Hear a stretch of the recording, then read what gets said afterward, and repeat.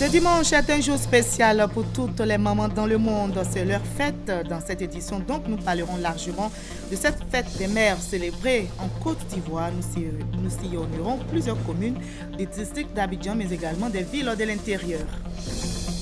Les 17 et 18 mai dernier, à Paris, s'est tenu le deuxième groupe consultatif après celui de décembre 2012. Le PND 2016-2020 d'une valeur de 30 000 milliards de francs CFA est en marche. Mais quel est le point exact du groupe consultatif de Paris? Élément de réponse dans cette édition. Et la saison des pluies continue avec son lot de désagréments pour les populations abidjanaises. Dans certains quartiers, les habitants vivent dans la crainte des inondations. Notre reporter a fait le constat. Aujourd'hui dimanche, on célèbre également la journée internationale des casques bleus. Cette journée rend hommage à tous les hommes et à toutes les femmes qui ont servi dans les opérations de maintien de la paix. Bonsoir à tous, bienvenue dans le 20h sur RTI 1. Elles sont épouses, mères, travailleuses. Les mots, en tout cas, pour les qualifier, n'ont pas manqué. Ce dimanche, les mamans en Côte d'Ivoire, comme dans plusieurs pays, ont été célébrées. Aujourd'hui, 29 mai, je vous conduis donc dans quelques communes du district d'Abidjan pour voir comment la fête s'est déroulée. Heureuses, elles étaient à l'occasion de la célébration de la fête des mères ce dimanche. Les femmes des communautés membres de l'Union africaine UA résidant en Côte d'Ivoire sont venus recevoir leur cadeau offert par le directeur général des affaires maritimes et portuaires, le colonel-major Tano Kofi Bertin, et la représentante spéciale de la présidente de la commission de l'Union africaine en Côte d'Ivoire. Son Excellence Joséphine Charlotte Mayouma Kalla a rappelé le rôle que les femmes doivent jouer au sein de l'UA. C'est d'abord de donner la vie. Le second rôle de la femme, c'est de s'occuper de l'éducation des enfants, donc de s'occuper de l'éducation de la nation. Le troisième rôle d'une femme, c'est d'être citoyenne, c'est d'appartenir à un pays, donc être agent de développement. De développement, il en a été aussi question à Williamsville, dans la commune d'Adjamé, même si le message du maire local, Lamissa Kone, était axé sur la responsabilité de la femme dans un couple. L'exemple des enfants qui agressent à l'arme blanche, et pour les encourager à jouer pleinement le rôle d'éducatrice dans la société, les femmes de Williamsville ont reçu plusieurs présents.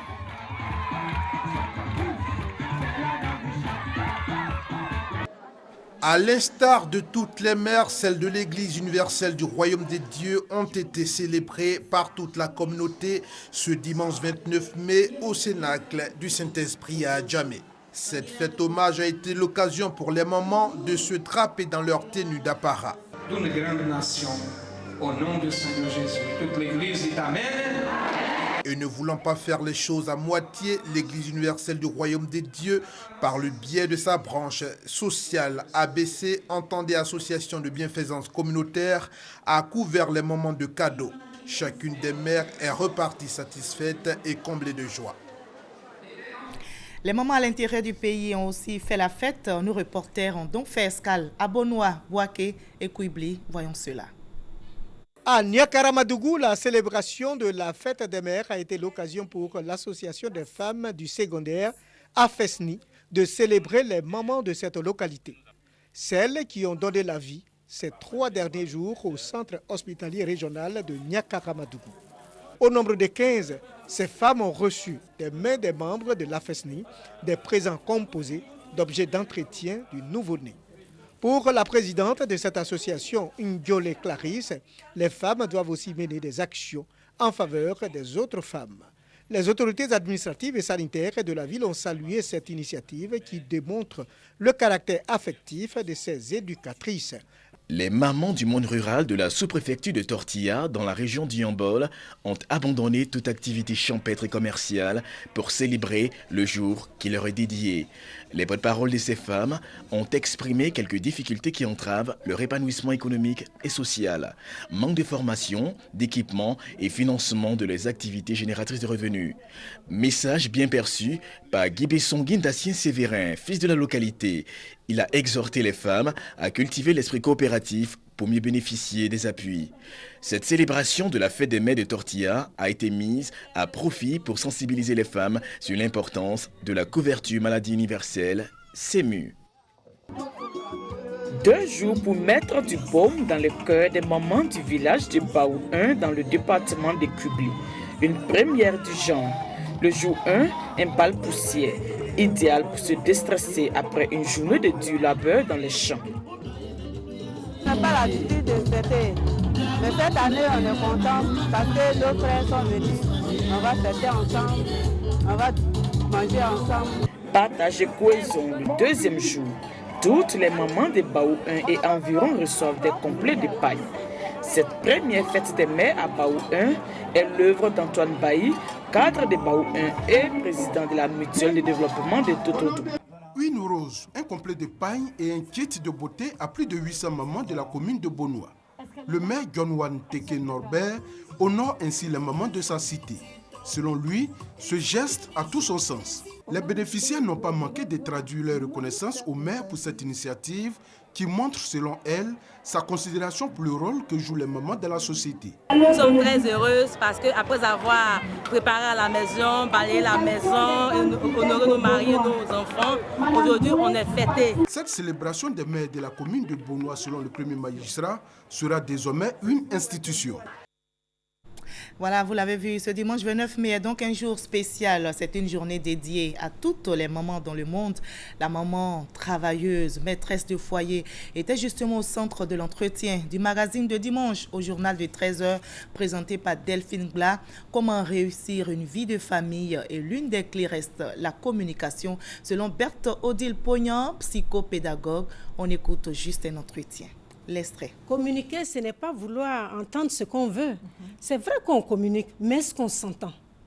Est-ce qu'on accepte l'autre dans ses oppositions? Est-ce qu'on accepte l'autre dans ses divergences?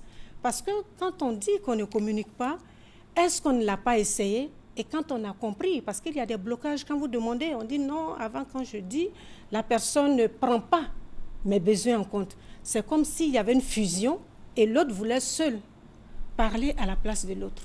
Donc, communiquer, ça ne va pas aplanir toutes les divergences, mais ça va rendre explicite ce qui paraissait implicite. C'est ce qui est important pour éviter les malentendus. Et puis, on communique, j'ai dit tout souvent, la communication peut être un sérum, un vaccin. On peut le faire à titre préventif avant que ça n'arrive, ou à titre curatif quand ça est là. Parlons maintenant du PND, le plan national de développement 2016-2020. Ce plan d'une valeur de 30 000 milliards de francs CFA est en marche. Pour rappel, les 17 et 18 mai dernier à Paris s'est tenu le 2e groupe consultatif pour rechercher des financements. La Côte d'Ivoire a récolté des fonds, mais quel est le point exact de ce groupe consultatif de Paris et quels sont les enjeux désormais de la planification du développement du pays? Élément de réponse avec Adama Koné. À peine 10 jours que le groupe consultatif de Paris a pris fin. Mission accomplie pour le ministère du Plan et du Développement, artisan technique du Plan national de développement PND 2016-2020. Les raisons de cette satisfaction se trouvent dans les chiffres. 4 400 milliards étaient à rechercher donc auprès de nos partenaires au développement et le groupe consultatif nous a donné l'occasion donc de présenter ses besoins. Et les bailleurs de fonds nous ont fait confiance. Face à ces 4 400 milliards, c'est 7 700 milliards de financement qui ont été proposés à l'État de Côte d'Ivoire. Donc on peut dire que c'est un franc succès avec un taux de mobilisation de 175% du montant recherché. La Côte d'Ivoire absorbera-t-elle la totalité des 7 700 milliards d'intentions des bailleurs de fonds publics? Pour le ministre, la pratique du terrain réglera naturellement la question. Selon les bailleurs de fonds, nous allons pouvoir consommer parfois la totalité, parfois en dessous. Et lorsque l'État fait montre d'une très bonne capacité de mise en œuvre, nous pouvons aller au-delà. Ça va se compenser en fonction de la pertinence des projets, en fonction de la capacité des services administratifs donc à mettre en œuvre concrètement les projets qui seront mis en face des montants. Reste que certains observateurs ont manifesté un sentiment mitigé sur la participation jugée timide des investisseurs privés, tout comme ils se sont inquiétés de l'endettement de la Côte d'Ivoire. La présence du secteur privé au groupe consultatif n'est pas en principe une obligation. le groupe consultatif est fait pour mobiliser les ressources publiques face aux besoins de financement de l'État. Les 18 000 milliards qui sont imputés au secteur privé, c'est le souhait de l'État de voir le secteur privé investir à cette hauteur-là. Nous avons identifié les secteurs porteurs à cet égard. L'État va mettre en face un certain nombre de dispositifs incitatifs pour attirer le secteur privé, mais cela reste des financements entièrement privés. La question de la dette est une question qui est maîtrisée parce qu'il y a des repères, il y a un certain nombre de repères qui disent à l'État « stop, vous êtes en train d'atteindre un montant critique d'endettement ». On calcule des ratios qui sont le taux d'endettement et la norme dans la sous-région, c'est 70% du produit intérieur brut. Aujourd'hui, nous sommes autour de 40%. Aujourd'hui, donc, le gouvernement sait exactement ce qu'il lui reste à faire et veut se concentrer sur son calendrier. Le défi va être pour nous, maintenant, de faire en sorte que ces intentions se traduisent en projets concrets et que nous puissions donc réaliser à la fois les investissements, mais également créer tous les emplois qui sont sous-jacents à notre plan national de développement. Le plan national de développement marque depuis 2012 le retour du pays à la planification de son développement après 27 ans de fortunes diverses passant par les plans d'ajustement structurel et les documents stratégiques de réduction de la pauvreté.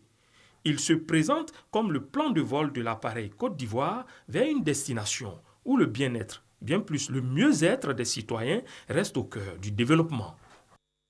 Nous partons maintenant pour la Turquie, d'où revient la ministre de la Solidarité, de la Cohésion sociale et de l'indemnisation des victimes.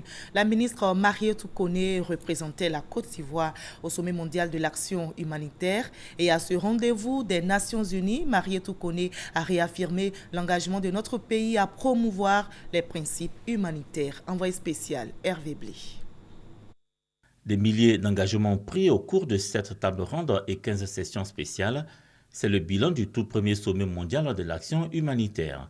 Un sommet de l'ONU à tout point de vue important pour la ministre de la Solidarité, de la Cohésion sociale et de l'indemnisation des victimes. Parlant de l'humanitaire, c'est le domaine des conflits. Bon, c'est mon ministère à travers la Cohésion sociale qui s'en occupe. Le domaine des catastrophes, c'est mon ministère à travers la Solidarité. Et le domaine de la pauvreté, pour qui y a cohésion sociale, il faut minimiser les frustrations, donc faire en sorte que chacun puisse bien se sentir. Donc c'est également mon département qui s'en occupe. Donc mon département était impliqué à plus d'un titre. La ministre Marietou Koné n'aura donc pas chômé à Istanbul.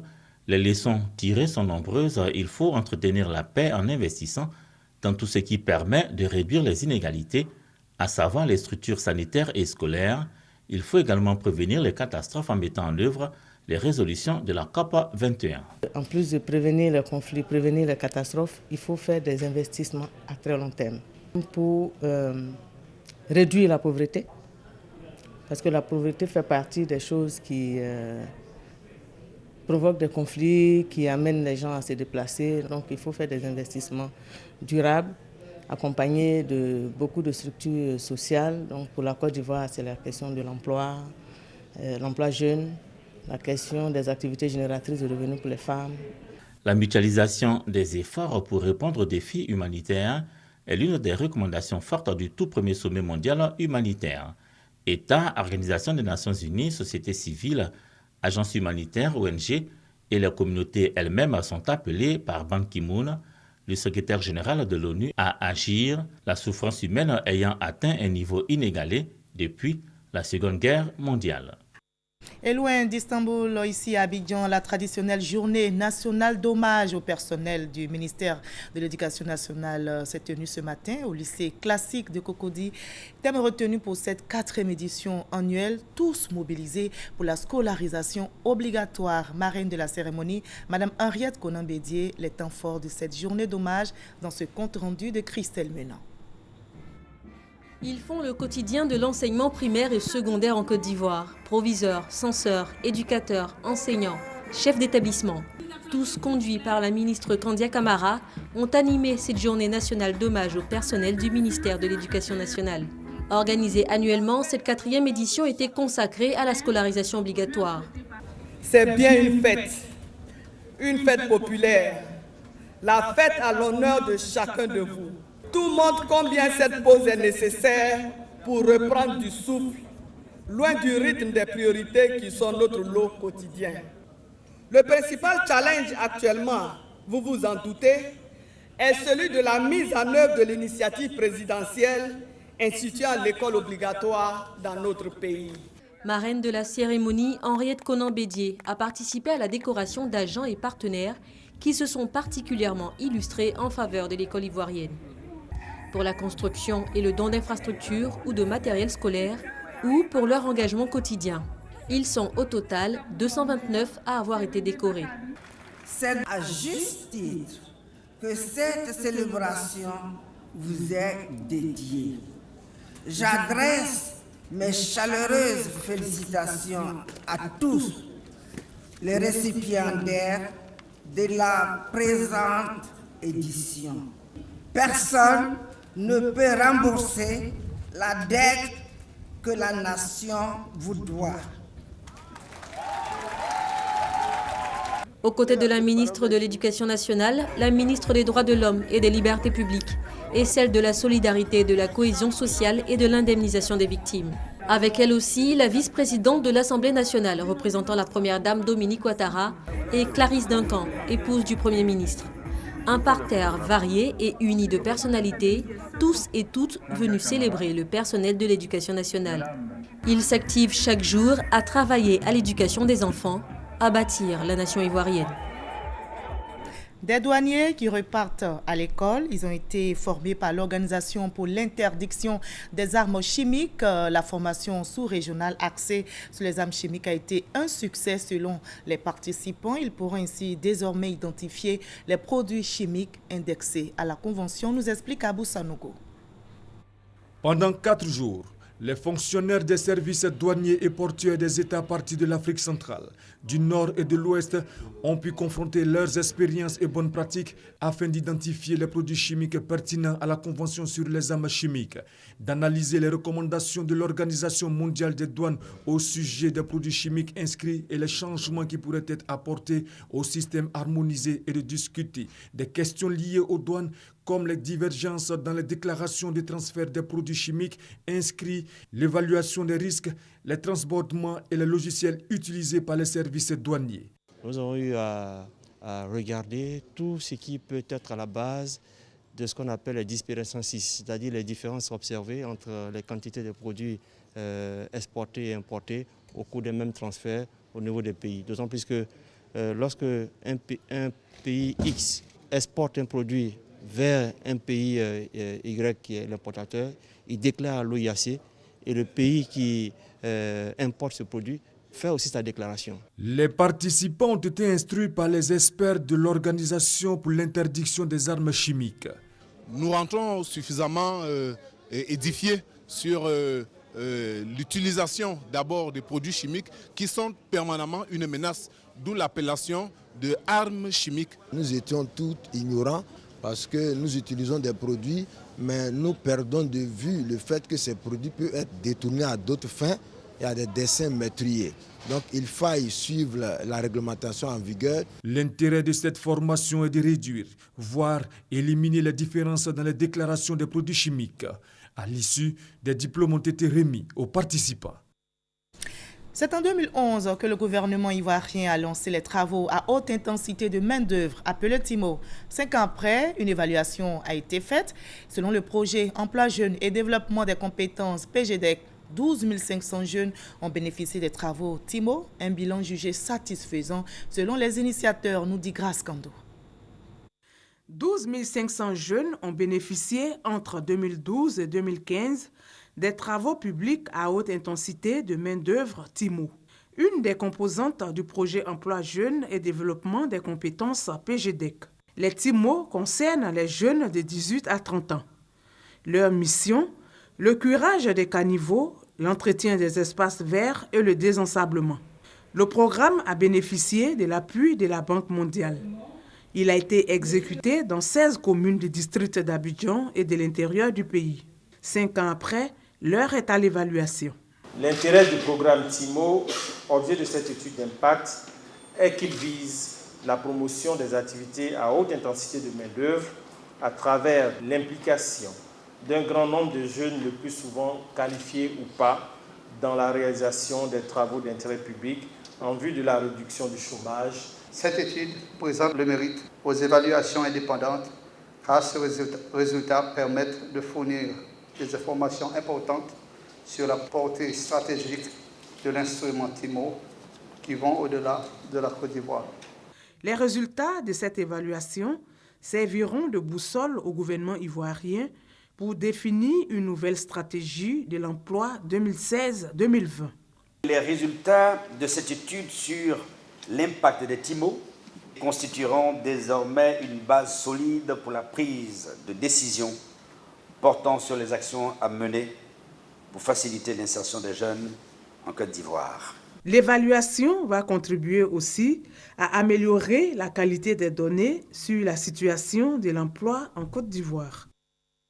On en arrive à la saison des pluies qui continue avec son lot de désagréments pour les populations à Abidjan. Dans certains quartiers, par exemple, les habitants vivent dans la crainte des inondations. C'est le cas à la rue Ministre, au quartier Palmeraie, dans la commune de Cocody, et au quartier Millionnaire, dans la commune de Yopougon. Dans ces zones, les voies sont totalement dégradées du fait de la pluie, avec à la clé des ouvrages de drainage. Voyons cela avec Serge Kolia. C'est une rue qui avait fière allure il y a quelques années. La rue Ministre, située à la Riviera Palmeraie dans la commune chic de Cocody, se dégrade chaque jour un peu plus aux grandes dames des riverains. La rue Ministre porte le nom de l'ex-ministre de la Construction, M. Tchapani, qui habitait à l'époque là. C'est pour ça qu'on a surnommé ici rue Ministre. En son temps, ce quartier était vraiment un bijou. Une fois qu'il pleut, en 5 minutes, tout est évacué, pas de problème. Mais depuis qu'on a commencé à construire en amont, alors là, c'est vraiment des désagréments. Ici, lorsque la saison des pluies s'installe, c'est tout le quartier qui retient son souffle. Une fois qu'il pleut, tout le quartier est complètement inondé. Les salons, les chambres, on ne peut même pas s'en sortir. Ça fait des années que ça dure. Quand il y a le lot de ruissellement, devant moi, il y a eu des voitures qui sont parties. Désormais abonnées aux inondations, les populations se mettent à l'abri comme elles peuvent. Habitation en hauteur, murailles de protection contre les eaux de pluie. Bon, vous voyez que j'ai modifié ma maison. On a dû chercher à grimper pour se mettre un peu à hauteur, pour se préserver. Une année même, la route était complètement coupée. Avec les riverains, les magasins et autres, on a cotisé pour refaire la route, sinon il n'y avait plus de route ici. Les agents ils ne viennent plus au bureau quand il pleut. Les partenaires sont quasiment partis. Et là même, je suis en train de voir dans quelle mesure je peux quitter l'activité pour aller ailleurs. Quittons la commune de Cocody pour nous rendre à Yopougon, précisément au quartier Millionnaire. Ici aussi, les riverains ne sont pas mieux lotis. La population s'est débrouillée pour au moins se remblayer un peu la voirie. Et malheureusement, je vous dis, s'il pleut aujourd'hui, tous ces gravats vont partir. La pente est très forte, comme vous voyez, l'eau coule directement sur la voie. Ce qui fait qu'à chaque pluie, en tout cas, tout ce qui est revêtement des chaussées sont emportés, ravinés par l'eau pluviale. Quartier Millionnaire de Yopougon, rue Ministre de Cocody, Riviera Palmeraie, même destin, pourrait-on dire, en cette saison des pluies qui ne fait que commencer. Voilà, l'ambiance est tout autre dans le département de Sassandra où les populations sont heureuses. 3 villages de ce département viennent d'être connectés au réseau électrique. Éric Koury. Liababli, Lidjan, Safamanoa, 3 villages de la sous-préfecture de Dapadou ont été connectés au réseau électrique au grand bonheur des populations. Philippe Légré, président du conseil régional du Goclé, est reconnaissant au chef de l'État. Le président Ouattara, le ministre Toukara et la Côte d'Ivoire Énergie. Quand nous allons demander, et c'est vers eux que je suis allé, j'ai demandé, on nous a donné. Il faut toujours et les saluer. Voici ce que je voulais vous dire. Donc les femmes, vous allez profiter vraiment pour faire votre commerce. Les jeunes pour faire votre commerce et à la lumière maintenant. Cette opération d'électrification va toucher tous les villages de la région du Goclé, selon le président du conseil régional. Après la lumière, il y a eu la double cérémonie des poses des premières pierres du futur siège du Conseil régional et du centre de secours d'urgence. Le futur siège du Conseil régional du Gueuclès sera construit sur un terrain d'un hectare et va coûter 300 millions de francs CFA. Il sera opérationnel dans 1 an. Quant au centre de secours d'urgence, il va coûter 198 millions et sera entièrement équipé. 45 pompiers civils sont déjà prêts pour le service. Autre action du Conseil régional du Gueuclès, la construction du complexe sportif multifonctionnel Olympe Africa, coût d'investissement 200 millions.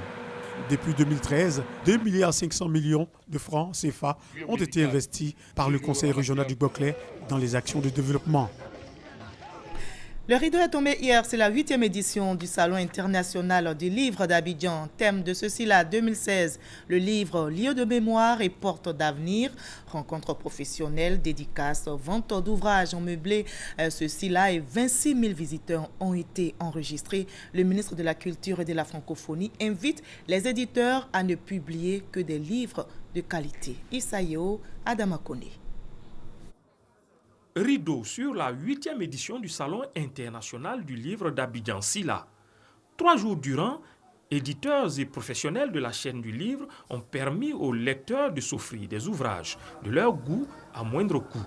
De quoi réjouir les exposants. C'est notre première participation à ce salon et ça s'est plus ou moins bien passé dans l'ensemble. On a eu beaucoup de visiteurs. Nous, on est contents d'avoir pu offrir cette année des livres pas chers pour que presque tout le monde puisse repartir avec un livre dans son budget. Je pense que c'est une très belle initiative d'associer les bouquinistes communément appelés libraires par terre à ce salon. Ça fait une vitrine à travers tous les lecteurs.